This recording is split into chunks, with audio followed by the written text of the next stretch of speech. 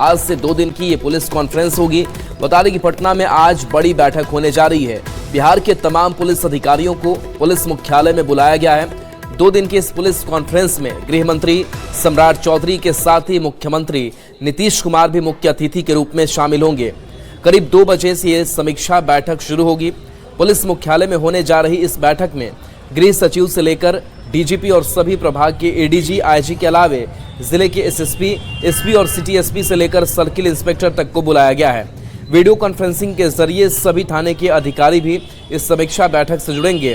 मंगलवार तक चलने वाली इस कॉन्फ्रेंस में पुलिस को हाईटेक बनाने और पब्लिक फ्रेंडली बनाने के साथ अपराधियों में खौफ पैदा करने पर मंथन किया जाएगा। अमित हमारे साथ न्यूज 18 संवाददाता फोन लाइन पर है। अमित, ये 2 दिनों की जो कॉन्फ्रेंस होने वाली है पुलिस की, ये किस तरीके की दिशा तय करेगी पुलिसिंग सिस्टम को लेकर पूरा? देखिए, ये 2 दिनों की जो बैठक है वो बेहद अहम है। पुलिसिंग का जो धर्रा बदला है और जिस तरह से अपराधी लगातार पुलिस पे हावी होना चाह रहे हैं, तो कैसे पुलिस उन अपराधियों से निपटेगी और जो सरकार चाहती है कि कानून का राज जो है वो स्थापित हो, अपराधियों में कानून का भय हो, पुलिस का भय हो, उसी को लेकर कई पुलिस कॉन्फ्रेंस जो है वो 2 दिनों का आज बुलाया गया है। 2-2:30 बजे से ये बैठक जो है वो शुरू होगी। बैठक की में जो है मुख्य अतिथि के तौर पे नीतीश कुमार मुख्यमंत्री उपस्थित होंगे, शामिल होंगे। उनके साथ साथ विशिष्ट अतिथि के तौर पर सम्राट चौधरी गृह मंत्री जो हैं वो भी शामिल होंगे।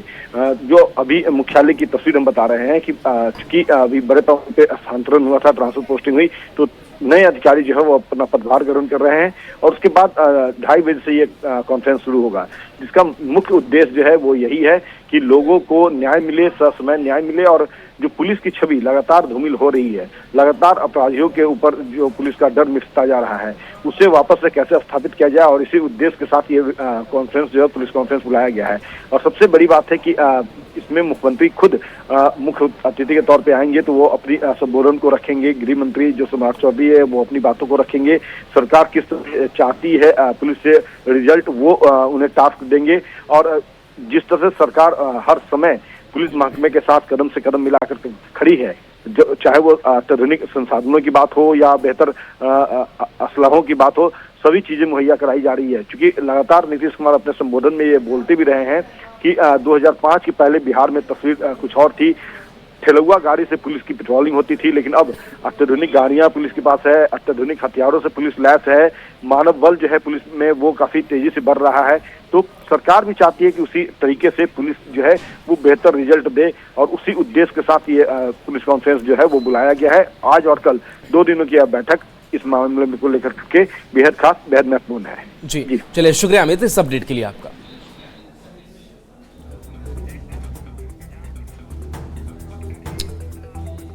और देखिए, भागलपुर के नौगछिया से एक चौंकाने वाला मामला सामने आता है, जहां 100 से अधिक कौवों की अब तक मौत हो चुकी है। हालांकि इस पूरे मामले को लेकर के अब जो जांच है वो भी की जा रही है। हालांकि किसी भी तरीके से बर्ड फ्लू की आशंका से इनकार किया गया है और बता रहे कि पिछले 2-3 दिनों से लगातार कौवे मर रहे थे। सूचना पर जिला प्रशासन ने पशुपालन विभाग की टीम को मौके पर भेजा, जांच शुरू कराई, क्षेत्र को सैनिटाइज कराया गया है। इसके साथ मृत कौवों के सैंपल जांच के लिए भेजे गए हैं। पशुपालन पदाधिकारी ने अत्यधिक ठंड को संभावित कारण बताया है, जबकि बर्ड फ्लू की आशंका से इनकार किया गया है। जांच रिपोर्ट के बाद ही मौत का सही कारण स्पष्ट होगा। मृत्यु की जानकारी जैसे मुझे प्राप्त हुई, मेरे द्वारा तुरंत एक टीम भेजी गई और वहां कौवे की पूर्णतः फिजिकली वेरीफाई किया गया। फिजिकल वेरिफिकेशन के बाद ऐसा महसूस हुआ कि अभी जो है ठंडा का जो टेम्परेचर है काफ़ी कम है, उसके वजह भी हो सकती है कि कौवे की मृत्यु हुई है। नौगछिया अनुमंडल कार्यालय स्थित फील्ड में कल सुबह लगभग 70 से 80 कौवों की मौत हो गई थी, जिसके बाद से जो है लोगों में जो है कई तरह के सवाल खड़े हो रहे थे। वहीं जिला प्रशासन और पशुपालन विभाग की टीम के द्वारा जो है मौके पर पहुंचकर जांच शुरू कर दी गई है। वहीं पूरे इलाके को वहां पर सैनिटाइज कराया गया है। पशुपालन पदाधिकारी का कहना है कि जांच के लिए जो है सैंपल ले लिए गए हैं और उसे पटना भेजा गया है। कुछ दिन में ही जो है रिपोर्ट आ जाएगा। वहीं उन्होंने आशंका जाहिर की है कि लगातार जो काफी ठंड पड़ रही थी उसके कारण ही ये मौत हो सकती है। वहीं अन्य बिंदुओं पर भी जो है रिपोर्ट आने के बाद ही पूरी सच्चाई सामने आएगी कि कौवों की मौत आखिर कैसे हुई थी। वहीं बर्ड फ्लू की आशंका से उन्होंने साफ तौर पर इनकार किया है, कहा कि ऐसे लक्षण नहीं है, लेकिन लोगों को जो है एहतियात बरतने की जरूरत है और उस फील्ड में जो है अभी मॉर्निंग वॉक या इवनिंग वॉक से लोग बचें, क्योंकि वहां पर जो है संक्रमण फैल सकता है। इतने ज्यादा संख्या में जो कौवों की मौत हुई है तो वहां पर मॉर्निंग वॉक और इवनिंग वॉक से लोगों को बचने की सलाह दी गई है। वहीं टीम जो है वहां पर लगातार मॉनिटरिंग भी कर रही है और जांच रिपोर्ट आने के बाद ही पूरा मामला सामने आएगा कि आखिर कौवों की मौत किस कारण से हुई है। आशीष रंजन, न्यूज 18 भागलपुर। और देखिए दरभंगा से बड़ी खबर है, जहां पर दरभंगा की महारानी का निधन हो गया है। बताया जा रहा है कि वो पिछले कुछ दिनों से बीमार चल रही थी और उन्होंने अंतिम सांस ली है। तो दरभंगा की महारानी के निधन की खबर सामने आ रही है। 94 साल की उम्र में महारानी का निधन हुआ है। महारानी कामसुंदरी देवी, जिनका निधन हो गया है, दुखद खबर सामने आई है। कुछ दिन से ये बीमार चल रही थी।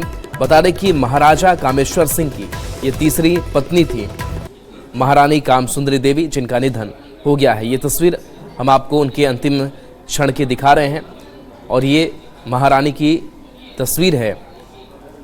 और इस निधन के बाद से पूरे परिवार में शोक की लहर है, शोकाकुल है लोग। और आसपास के जो स्थानीय लोग हैं उनकी भी मौजूदगी इस कल्याणी निवास दरभंगा में है।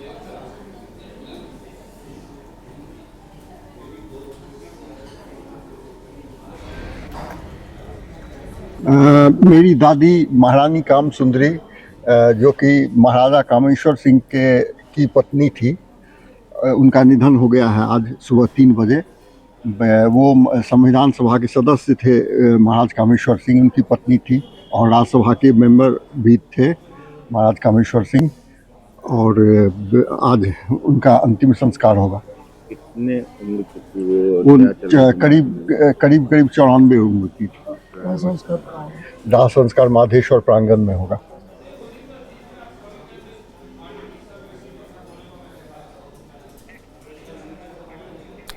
और देखिए मुख्यमंत्री नीतीश कुमार यात्रा पर फिर से निकलने वाले हैं। समृद्धि यात्रा इसका नाम दिया गया है और इस यात्रा को लेकर के अब जेडीयू प्रवक्ता नीरज कुमार ने भी कहा है कि जब लोग इतनी ठंड में घरों में दुबके रहते हैं तब मुख्यमंत्री नीतीश कुमार लोगों के बीच जाएंगे, उनसे संवाद करेंगे, योजनाएं जो चलाई जा रही हैं उसकी वो समीक्षा करेंगे। इसके साथ साथ जेडीयू एमएलसी नीरज कुमार ने कहा कि सीएम बिहार के विकास का संकल्प लेकर यात्रा पर निकल रहे हैं। समृद्धि यात्रा पर निकलने वाले हैं, पूरे बिहार भ्रमण करेंगे, जो काम हुए हैं। कैसा दौर है, लोग घर में दुबके रहते थे, कानून का राज बिहार में नहीं था, शीतलहरी में लोग परेशान रहते हैं। लेकिन नीतीश कुमार जी बिहार की यात्रा पर निकलने वाले हैं। और यात्रा किसके लिए? अपने लिए नहीं, अपने परिवार के लिए नहीं, बिहार के समृद्धि के लिए। 7 निश्चय घोषणा नहीं, जिसमें 10 रुपया महीने में इंजीनियरिंग पढ़ा रहे हैं, 5 रुपया में पॉलिटेक्निक पढ़ा रहे हैं, नर्सिंग की पढ़ाई फ्री कर दिया, हर एक जिला में मेडिकल कॉलेज की कार्य योजना, गांव की तस्वीर हमने बदली है। अब बिहार की तकदीर बदलने के लिए 7 निश्चय पार्ट 3 प्रगति यात्रा के अनुश्रवण, फैसले, शिलान्यास और उद्घाटन के लिए निकल रहे हैं। वह 14 करोड़ जनता को एक जन सेवक अपनी समर्पण यात्रा, समृद्धि यात्रा के रूप में इसको याद किया जाता रहेगा। और देखिए सिमरी बख्तियारपुर से विधायक संजय सिंह की अगर बात करें तो वो भी यात्रा की तैयारियों को लेकर के जोर शोर से लगे हुए, लेकिन उनका ये भी कहना है कि कई समस्याएं स्थानीय तौर पर है जिससे हम मुख्यमंत्री नीतीश कुमार को अवगत कराएंगे।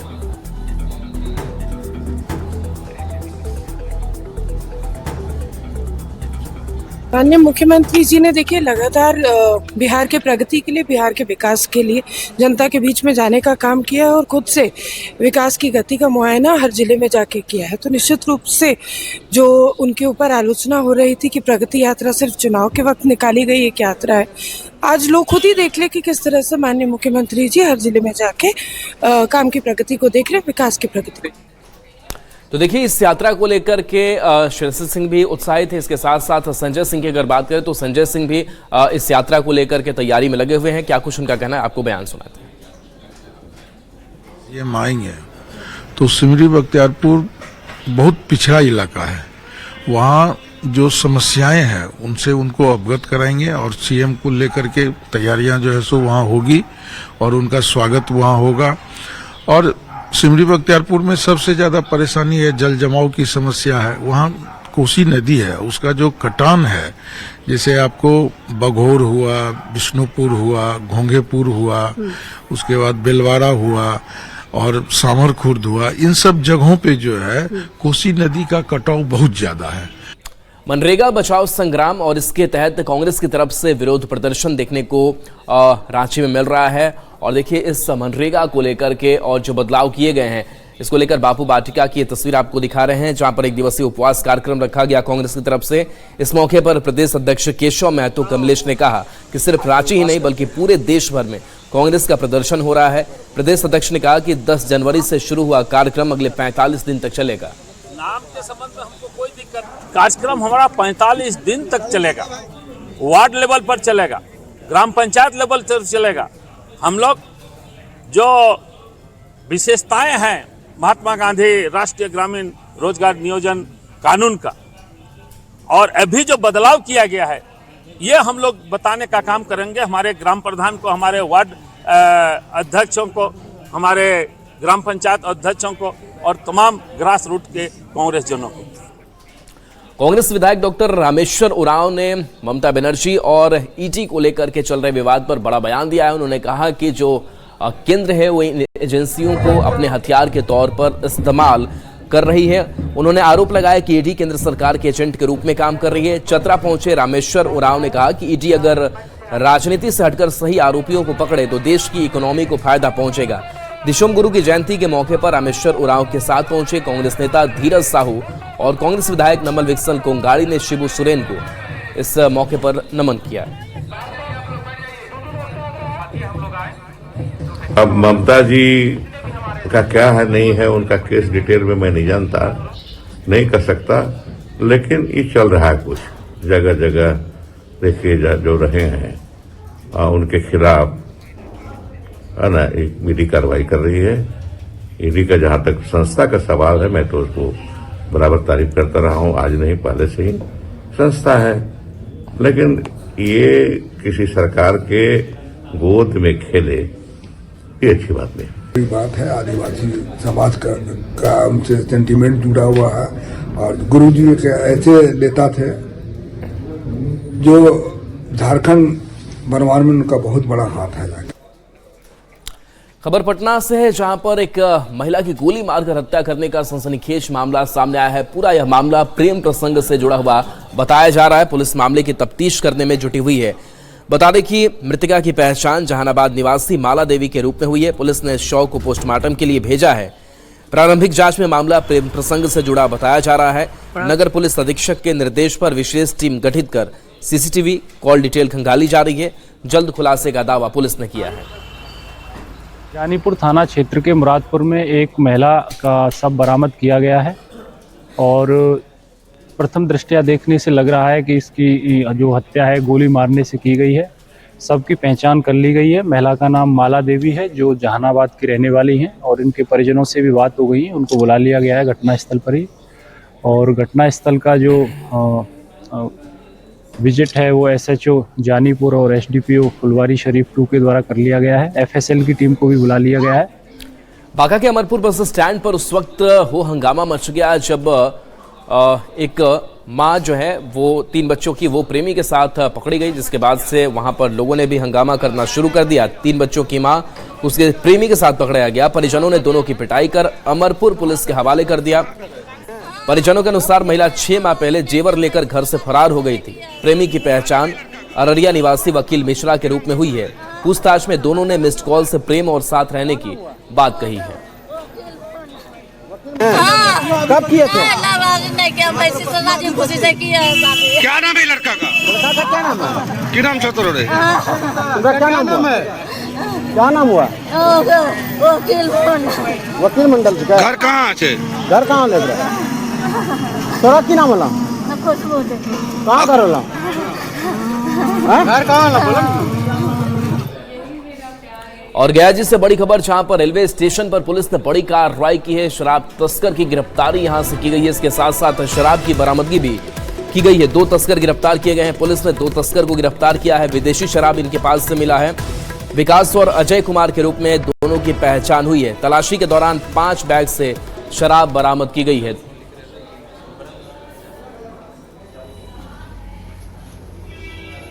स्टेशन के दिल्ली इंड से 2 व्यक्तियों को 161 लीटर अंग्रेजी शराब कीमती 1,82,005 रुपए के साथ गिरफ्तार किया गया है। दोनों अभियुक्तों के विरुद्ध सुसंगत धाराओं में मुकदमा दर्ज करके अग्रिम कार्रवाई की जा रही है। और देखिए, प्रधानमंत्री नरेंद्र मोदी इसी महीने एक बार फिर से कई वंदे भारत ट्रेन की जो सौगात है वो देने जा रहे हैं। यानी कि रेल के विस्तार को लेकर के लगातार केंद्र सरकार की तरफ से काम किया जा रहा है। जो रेल यात्री हैं उनकी सुविधाओं का भी खासा जो ख्याल है वो रखा जा रहा है। तो इस महीने कई बड़ी सौगात अमृत भारत ट्रेन के तौर पर मिलने वाली है। बता दें कि अमृत भारत से बिहार में रेल यात्रा करने वाले यात्रियों के लिए खुशखबरी होगी। यूपी और बंगाल जाने वाले यात्रियों के पास अब कई और विकल्प भी मौजूद होंगे। बिहार में रेल यात्रा करने वाले रेल यात्रियों के लिए बड़ी खुशखबरी है। पीएम नरेंद्र मोदी इसी महीने 4 अमृत भारत ट्रेन को हरी झंडी दिखाकर रवाना करने वाले हैं, जिससे बिहार में रेल यात्रा करने वाले यात्रियों को मदद पहुंचने वाली है। आपको बता दें, ये ट्रेनें पश्चिम बंगाल से शुरू होकर बिहार के विभिन्न जिलों से गुजरते हुए उत्तर प्रदेश तक जाएंगी। इन नई ट्रेनों के शुरू होने से बिहार के लोगों को यूपी और बंगाल आने जाने में के लिए अब और भी अधिक विकल्प मिलेंगे। वर्तमान में बिहार से 13 अमृत भारत ट्रेनें गुजरती हैं या खुलती हैं, जिनकी संख्या इन ट्रेनों के आने के बाद बढ़कर 18 हो जाएंगी। डिब्रूगढ़ गोमती नगर अमृत भारत 1 हफ्ते में 1 दिन खुलती है। और बिहार में इसके स्टॉपेज की अगर हम बात करें तो किशनगंज, बारसोई, कटिहार, नवगछिया, मानसी, खगड़िया, बेगूसराय, बरौनी, हाजीपुर, सोनपुर, छपरा और सिवान है। वही अगर दूसरी अमृत भारत की हम बात करें तो बनारस सिलाए दह अमृत भारत, ये ट्रेन बनारस से रविवार, गुरुवार, शुक्रवार को और सिलाए दह से सोमवार, बुधवार, शनिवार को चलेंगी। इस ट्रेन का स्टॉपेज पटना में भी रहेगा। तीसरी अमृत भारत की अगर हम बात करें तो हावड़ा आनंद बिहार अमृत भारत ट्रेन साप्ताहिक चलेगी। इस ट्रेन का बिहार में Bhabua road, Sasaram, Dehri on Son, Anugrah Narayan road और गया में स्टॉपेज दिया गया है। चौथी अमृत भारत की अगर हम बात करें तो पानवेल अलीपुरगढ़ अमृत भारत, पानवेल से सोमवार को ये ट्रेन गुरुवार को रवाना होगी। इसका स्टॉपेज बक्सर, आरा, दानापुर, पाटलिपुत्र, सोनपुर, हाजीपुर, मुजफ्फरपुर, समस्तीपुर, हसनपुर रोड, खगड़िया, मानसी, नवगछिया, कटिहार, बरसोई और किशनगंज में दिया गया है। पीएम नरेंद्र मोदी इसी महीने 4 अमृत भारत ट्रेन को हरी झंडी दिखाकर रवाना करने वाले हैं। कैमरामैन अजय दुबे के साथ विनीता मिश्रा, न्यूज 18 पटना। और इस बीच मुजफ्फरपुर से बड़ी खबर, जहां पर कोहरे की वजह से भीषण सड़क हादसा हो गया है। बताया जा रहा है कि विजिबिलिटी कम और इस वजह से जो गाड़ियों के ड्राइवर हैं गाड़ियां आमने सामने की देख नहीं पाए और गाड़ियां आपस में ही टकरा गई। कई गाड़ियां आपस में टकराई है। खबर है कि इस हादसे में एक एम्बुलेंस भी दुर्घटनाग्रस्त हो गई।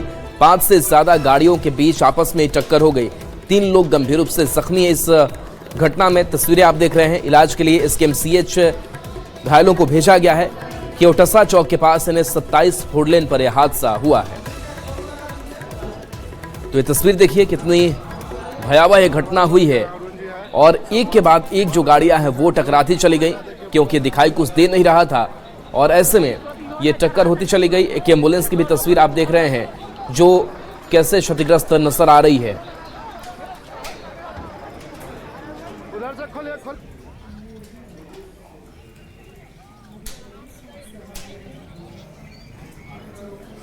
और देखिए गोपालगंज से बड़ी खबर, जहां सड़क हादसा सामने आया है और इस सड़क हादसे में 3 की मौत की खबर सामने आ रही है।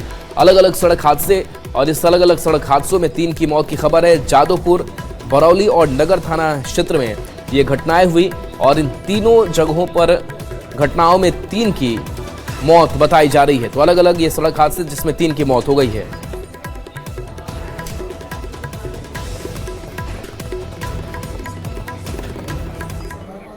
और देखिए मोतिहारी से इस बीच बड़ी खबर, जहां तीसरे दिन भी ईडी की दबिश लगातार जारी है। कई प्रतिष्ठानों पर इससे पहले ईडी की दबिश जो है वो दी गई थी।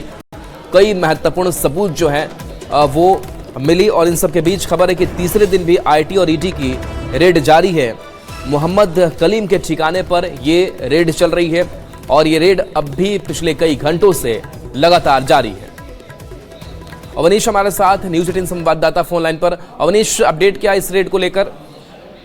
देखिए, रक्सौल के जो व्यवसायी हैं मोहम्मद कलीम, उनके पैतृक गांव सिंहपुरवा, उनके कई प्रतिष्ठान, उनके सीए, उनके यहाँ जो है आईटी की रेड जो है तीसरे दिन भी चल रही है।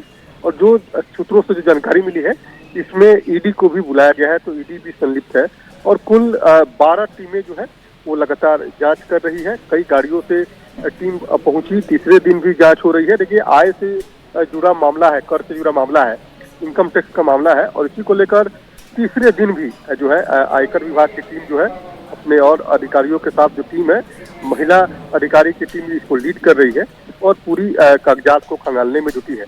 आयकर के चोरी का मामला कहीं न कहीं टैक्स से संबंधित मामला सामने आया है और इसी को लेकर जो है लगातार तीसरे दिन भी जांच चल रही है। जी चलिए, शुक्रिया इस अपडेट के लिए आपका। तो देखिए, आईटी और ईडी अब ये संयुक्त कार्रवाई जो है वो तीसरे दिन देखने को मिल रही है।